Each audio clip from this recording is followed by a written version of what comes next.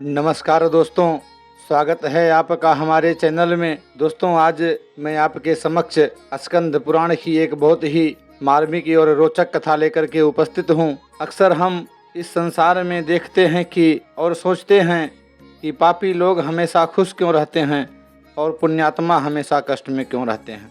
हम प्रायः देखते हैं कि जो लोग पूजा पाठ, यज्ञ, हवन, तप और नियम से अपना कार्य करते हैं, उन्हें अक्सर तकलीफ़ें मिलती हैं।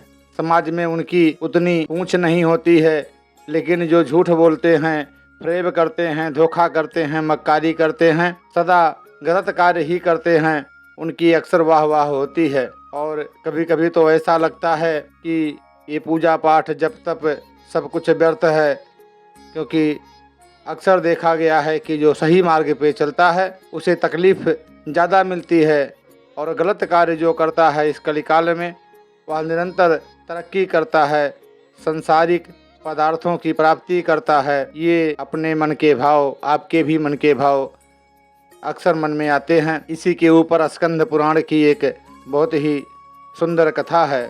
ध्यान से सुनिए कि ऐसा क्यों होता है। हमारे मन में ऐसे प्रश्न अक्सर आते हैं, खासकर तब जब हम बहुत दुखी और परेशान होते हैं और दूसरों को सुखी देखते हैं। मनुष्य अपने सुख से ही संसार को सुखी मानता है, अपने दुख से ही संसार को दुखी और व्यर्थ मानता है। यह स्वाभाविक है। और भी एक बात है कि आज का इंसान जितना दुखी अपने दुखों से नहीं है, उतना दुखी दूसरों के सुख को देख करके भी है। यह भी एक अटल सत्य है।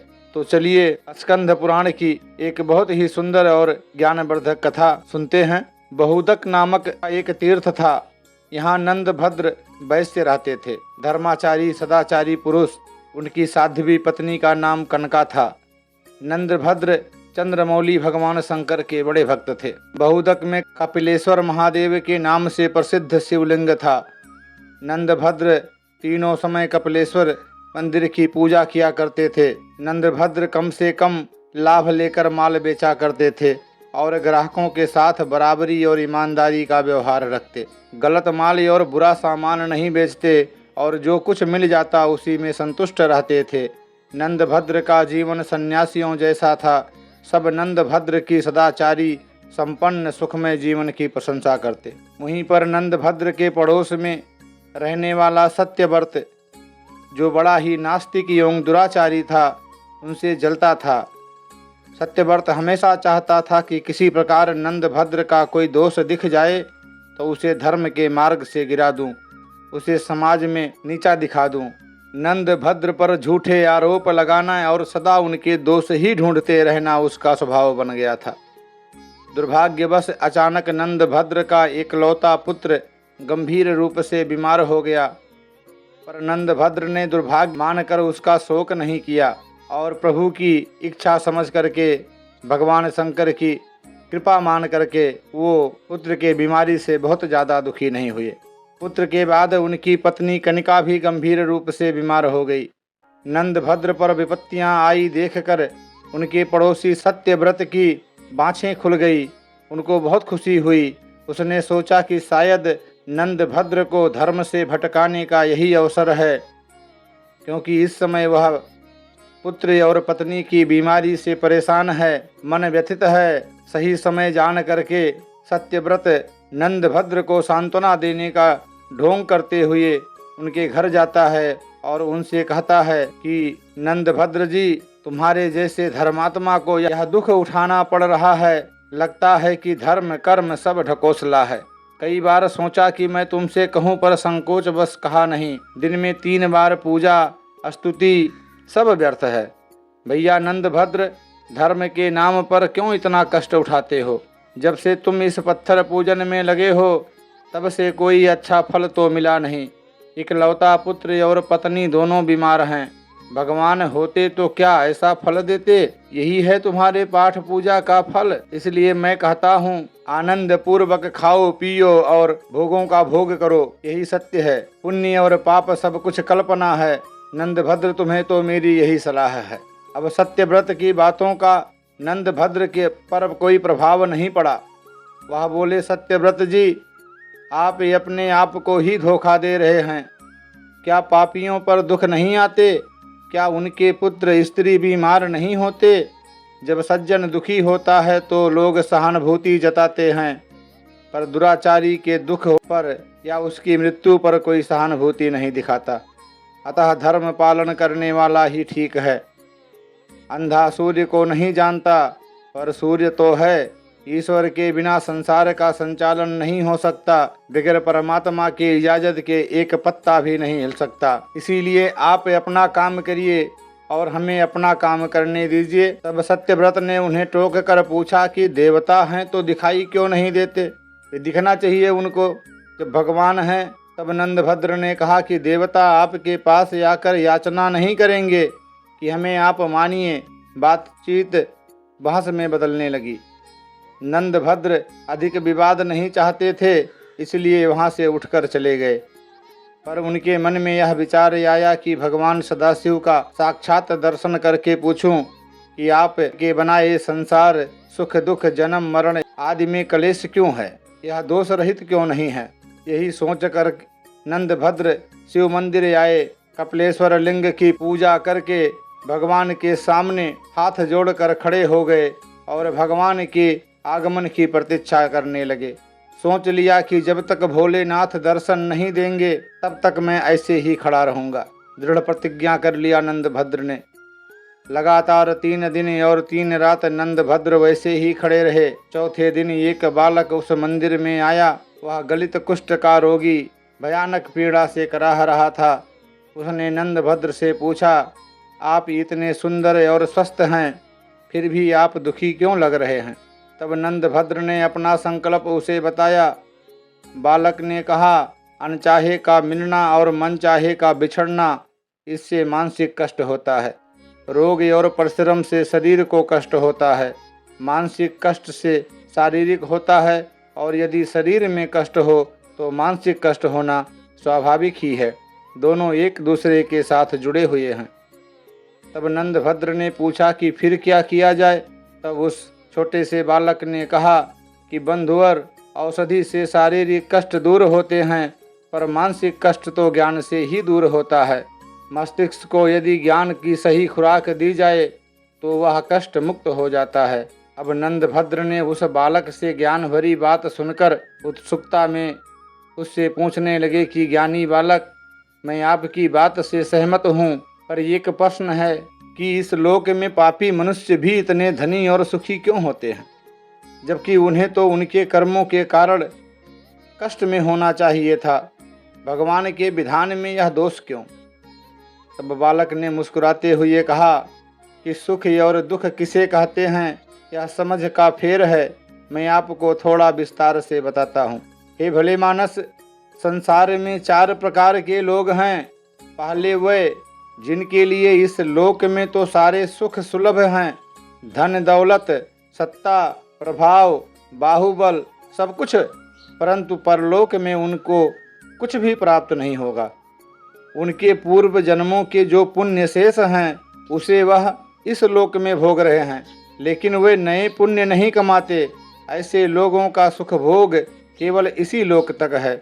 अगले जन्म के लिए वे कुछ शेष छोड़कर नहीं जा रहे, तो उनका अगला जन्म बिल्कुल उसी रूप में होगा जिसे देखकर आज वे कांपने लगे। दूसरे वे लोग हैं जिनके लिए परलोक में सुख का भोग सुलभ है, परंतु इस लोक में नहीं, क्योंकि उनके पिछले जन्म के संचित पुण्य है ही नहीं।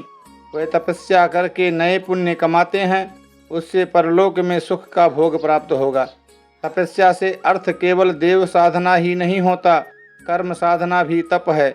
उचित कर्म किसी भी तप से कम नहीं, क्योंकि इस संसार में रहते हुए सही मार्ग पर चलना कठोर साधना से ज़्यादा कठिन है। हे भले मानस, तीसरे वे लोग हैं जिनके लिए इस लोक में भी और परलोक में भी सुख भोग मिलता है, क्योंकि उसका पहले का किया हुआ पुण्य भी विद्यमान है, और इस लोक में आकर भी वे उत्तम मार्ग का अनुसरण करते हुए कर्म तप से नए पुण्य बनाते रहते हैं। ऐसे लोग कोई कोई ही होते हैं।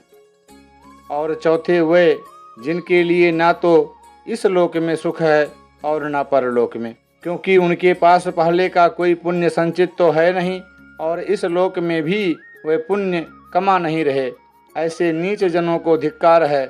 वे सर्वदा त्याग के योग्य हैं और इस लोक में अपमानित होते हुए ही जीवन बिताते हैं और ना जाने कितने जन्म ऐसे ही बीतेंगे तब तक जब तक कि मेरी तरह उन्हें किसी तपस्वी का मार्गदर्शन न प्राप्त हो जाए। इसीलिए हे वैश्यवर, आप अपने पड़ोसियों मित्रों द्वारा कही गई बात को मन में रखो ही नहीं, उन्हें तो अपने कान में भी प्रवेश न करने दो। आप इस जन्म में भगवान सदाशिव के भजन में लग जाएं, जिससे आप जन्म के बंधन से ही मुक्त हो सकते हैं। एक छोटे बालक के मुख से ऐसी ज्ञानमयी और रहस्यपूर्ण बातें सुनकर नंदभद्र बड़े प्रसन्न हुए। उनका सारा भ्रम, सारी शंका का निवारण हो चुका था। उन्होंने चकित होकर पूछा, आप कौन हैं? अपना परिचय दें। आप यहाँ कैसे पधारे हैं? आपने मेरे सब संदेहों को दूर कर दिया। इतनी कम आयु में इतना ज्ञान आपको कैसे सुलभ हुआ? बालक ने कहा कि पूर्व जन्म में मैं अहंकारी, पाखंडी, व्यभिचारी था, जिसके चलते मैं वर्षों से नीच योनियों में भटका। भगवान व्यासदेव की ऐसी कृपा कि वे हर योनि में मुझे मुक्ति मार्ग बता देते हैं। उन्होंने ही मुझे आपके पास भेजा है। अब मैं 7 दिन के बाद इसी तीर्थ में मरूंगा। आप मेरा अंतिम संस्कार कर दीजिएगा। वैश्यवर, ज्ञान का आयु से कोई संबंध नहीं। ईश्वर को जिसे ज्ञान प्रदान करना होता है, जिसे माध्यम बनाकर उसे अपने भक्तों को जागृत करना होता है, उसे चुन लेते हैं। वह कोई भी हो सकता है, मेरे जैसा कुष्ठ पीड़ित जीव भी। अतः सहज भाव से स्वीकार करना चाहिए और ज्ञान जिससे भी मिले उसके प्रति विनीत रहना चाहिए। ऐसा करने से ईश्वर सदा आपको ज्ञानवान बनाए रखते हैं, किसी न किसी को भेजते रहते हैं। इतना बताकर उस बालक ने सूर्य मंत्र का जप करना आरंभ कर दिया। कुष्ठ के निवारण के लिए सूर्य मंत्र का जप ही किया जाता है। भगवान श्री कृष्ण के पुत्र सांब ने भी सूर्य की उपासना से कोढ़ से मुक्ति पाई थी। 7वें दिन उस बालक ने अपने प्राण त्याग दिए। नंदभद्र ने विधि पूर्वक उनका अंतिम संस्कार किया। नंदभद्र को जीवन की सच्चाई और सार्थकता का बोध हो गया था। शेष जीवन उन्होंने भगवान शिव और सूर्य की उपासना में लगा दिया तथा अंत में जीवन मरण से मुक्ति पाकर भगवान शिव का साक्षात्कार किया। यह स्कंद पुराण की कथा थी। स्कंद पुराण की इस कथा से आपके बहुत से भ्रम दूर हुए होंगे, ऐसी ही आशा है। आपको जीवन में क्या मार्ग अपनाए रखना है, इसका भी संकेत मिल ही गया होगा। पुराणों की कथाओं में जीवन के अनमोल रहस्य सांकेतिक रूप में दिए गए हैं। यह नहीं है कि जो ज़्यादा पाप करता है उसी की तरक्की होती है, उसी को सब सुख मिलते हैं। असल बात यह है कि हर कोई अपने प्रारब्ध के अनुसार अपने संचित कर्मों का फल यहाँ भोगता है। अब इस जीवन में हम जैसा कर्म करेंगे, यह हमारा संचित कर्म है, क्योंकि हमारे आज के किए कर्मों का फल हमें तत्काल नहीं मिलता। कुछ फल ऐसे हैं, कुछ कर्म ऐसे हैं जिसे हमें इसी जन्म में मिल जाते हैं, और कुछ कर्म ऐसे हैं जिसके फल हमें आगे चलकर मिलते रहते हैं। पर फल मिलना तय है, इसमें कोई किंतु परंतु नहीं है, क्योंकि शास्त्रों में लिखा है, जैसी करनी वैसा फल, आज नहीं तो निश्चय कल। आशा करता हूँ ये प्रेरणादायक कहानी आपको पसंद आई होगी। हमेशा की तरह वही बात कि कहानी अच्छी लगे हो तो लोगों को शेयर करें, खुद लाइक करें, चैनल पर नए हों तो चैनल को भी सब्सक्राइब करें। और ऐसे ही प्रेरणादायक जीवन उपयोगी कहानी के साथ मिलते हैं अगले वीडियो में। हर हर महादेव। उमापति महादेव की जय।